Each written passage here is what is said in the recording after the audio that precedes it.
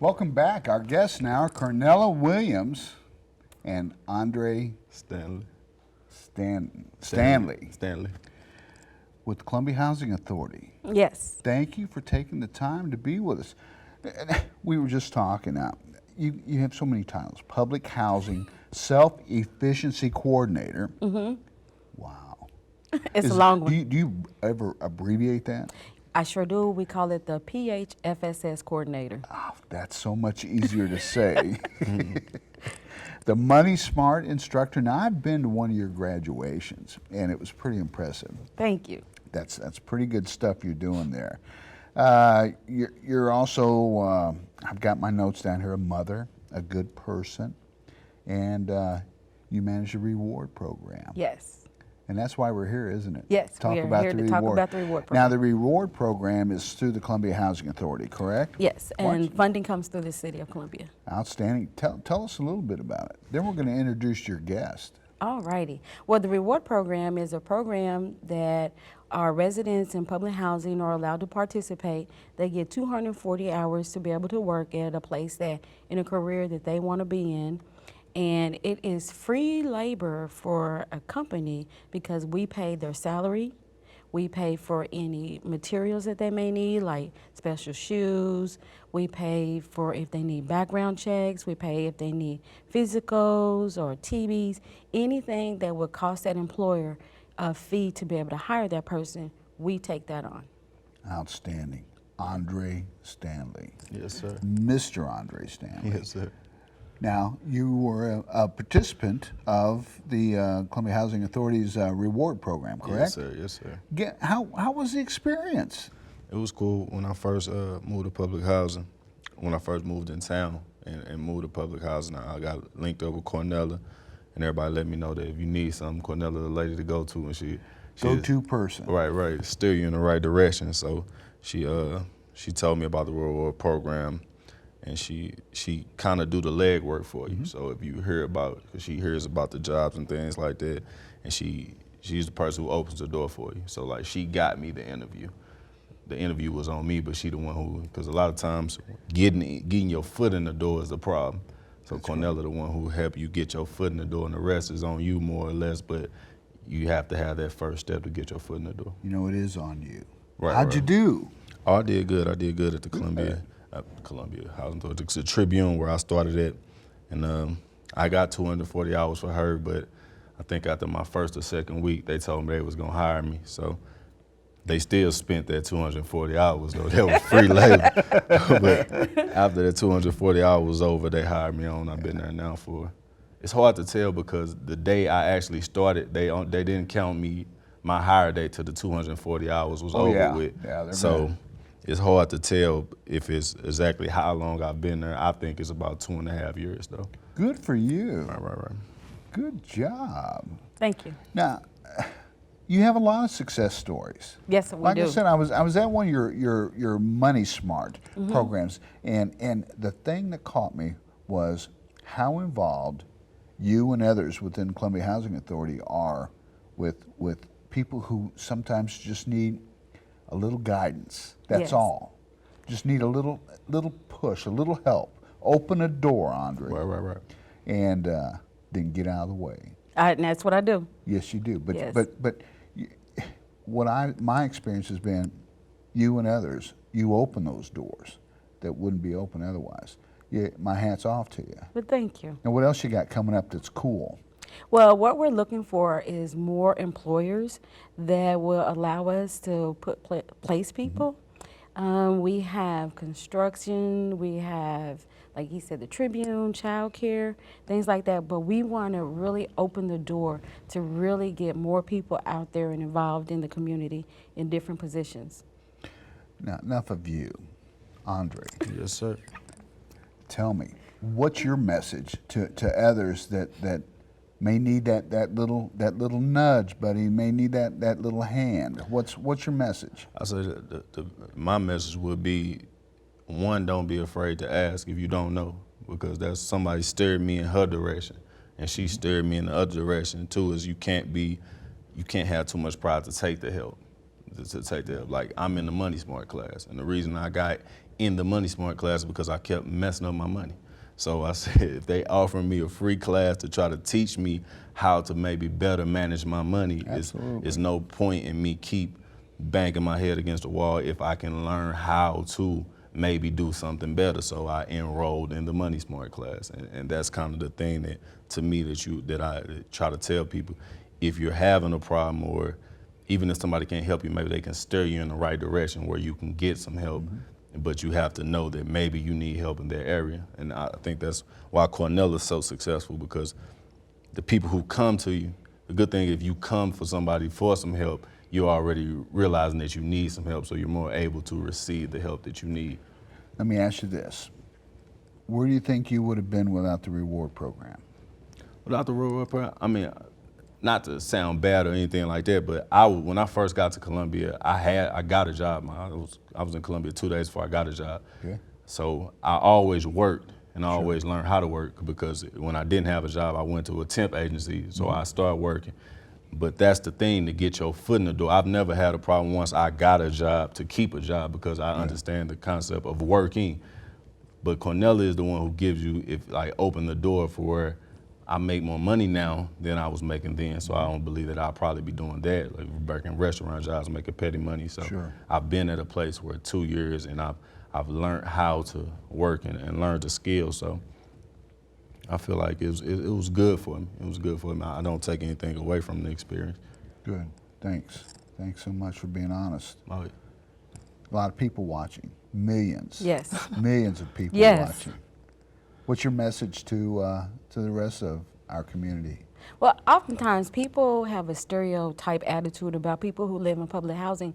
And in actuality, if they really knew that we have a low number of people that are receiving certain types of assistance, we have a high number of people that are actually working and desire to work a job. You know, just this week I had a gentleman in my office who was literally in tears, who wants a job so bad that I had to tell him, you don't have to beg me. I'm going to help you. I got your back. So that is my biggest message, is that take the opportunity to let people in the door. Yeah. Good for you. Good for both of you. Website, come on. It's actually ColumbiaHA.com. There you go. Thank you. You got anything else coming up anytime soon? Another Money Smart class? Yes, our next Money Smart class is October 19th. It is free and open to any Boone County resident, and it's a 10-week class, and we go from basic banking all the way up to home ownership. I teach couponing, I teach financing, I work with you one-on-one to help you to improve your credit score, so that if you desire to ever purchase a house, you are at that level to where you need to be able to purchase a house.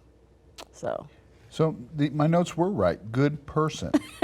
I try to be. You're doing a good job. I used to live in public housing, so I know what it was like. I was in public housing raising 2 kids as a single parent, and the services that Columbia Housing Authority has now, they did not have. So I had to do it by myself. I had to pull myself up, go out, get 3 college degrees, take myself off of food stamps, take myself off of public assistance, and work my way. But I was determined to do it. So I can recognize when somebody comes in my office that is determined, that want to make a change, because change is a good thing.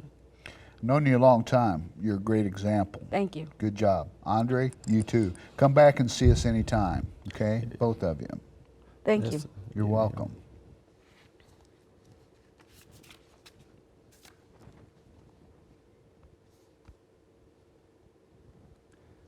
Our final and probably our best segment of the night. Now, ladies, I'll tell you, we've had some great guests on tonight.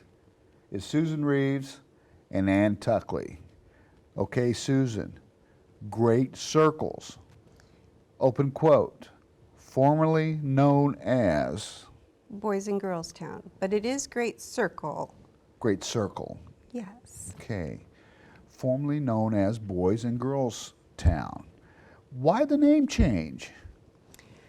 Well, there's a variety of reasons. We merged with Edgewood Children's Center in 2009, and so the 2 boards created a new organization to help kids and families through difficult circumstances. And it also is a name that's more distinctive, related to services that we offer. There was some confusion with Boys and Girls Club and Big Brothers Big Sisters, Girls Town, and those are all fine organizations, and people were confused. So the board of directors decided this is how we're going to unconfuse this. That's right, with Good. Great Circle. And so we really create a circle of care around the kids and families that we serve. And That's phenomenal. invite the community to be a part of that. Good for you. Now you're the regional director of advancement. Yes. Explain your role. I work with a team of regional leaders here in this community to make sure that we have services available for the kids and families. And so my role is really along the lines of fundraising and the volunteer coordination. We do grant writing. Okay. We have a couple major fundraisers. One is coming up in November 6th, Diamond Night. Ah, that's where Ann comes in, Ann Tuckley. That's where I come Tuckley. in. I've got Diamond Night supporter. What, Diamond Night, give me coordinator, Diamond Night. Diamond Night is the big event of the year that Great Circle throws to raise funds for the needs of running Great Circle. That along with a golf program that they do earlier in the year. And then Diamond Night is what I'm co-chairing, and it's growing leaps and bounds every year. It has, 4 years ago it was very small. It's taken off. It's the event everyone's looking forward to. It's a fairy tale evening this year, all around sort of Cinderella and storybook fairy tale. We have sold 300 tickets. We can sell it upwards to, well, 400, 400, 500, yeah. So there's still time. There is There still is. time. Go to the website, check it out. You'll see flyers around town that will be promoting the evening, and we would love to get some new faces there. And it's a great evening. We've got beautiful jewelry and different themes of auctions happening. We have a wonderful band, and then the children's art will be there, and also one of the children will get up and speak and tell their life story and how Great Circle has affected their lives. Now, Great Circle, what are some of the services that Great Circle provides? We do 24/7 intensive treatment on the Columbia campus, which is on South Bearfield. So we have 52 kids living there and 4 different cottages. They go to school there. Now, intensive treatment. Intensive treatment is therapeutic treatment, Okay. and they're there for significant emotional, mental health challenges, Okay. often arising from abuse and neglect. Some of them are in very troubled circumstances and aren't successful in a home setting or with a foster family. But that is only one of the services that we provide, and it's really the most costly service. And so what we're doing is we have day programming for kids in this community. If the families are really struggling, we have 3 days a week, 5 days a week after school. They can come and get help. Often once a week counseling is not enough for kids who are really struggling with things. And so we also we find forever families for kids with our foster care program. We do intensive intervention, lots of things, but basically you look around and you see things on the news and you know that things are happening with kids, really devastating things that are happening, but we don't usually hear about what happens with those kids after that news story. And we're really involved with helping put those lives back together and really getting them moving so that they can, reach for hope for their future. Isn't that a shame, though? In many cases, people think the story stops there, but in reality, it doesn't. Well, it doesn't, and it is impacting our community. It's very costly for our society to support people and not really help them towards independence. And so if you don't know how to get through your day because you have anxiety or depression or substance abuse issues, you know, you're probably not working, you're probably not doing well in school. And so really to be able to address those issues, then essentially the rest of that can flow. Sure. But if that part's not functioning well, and really we're finding that so many kids in this country have serious debilitating mental disorders. And so there just aren't enough services to help them. And often the parents, they don't even know that their children are experiencing this because they may have some of their own challenges. Sure. So basically it's just this cycle that continues. Wow. It's impressive. Very impressive.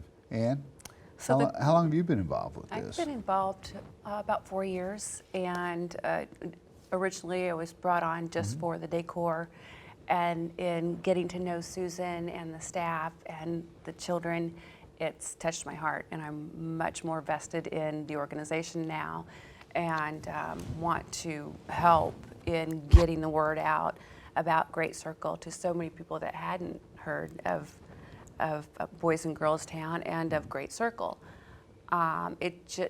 There's so much under the umbrella of Great Circle. They're just so involved.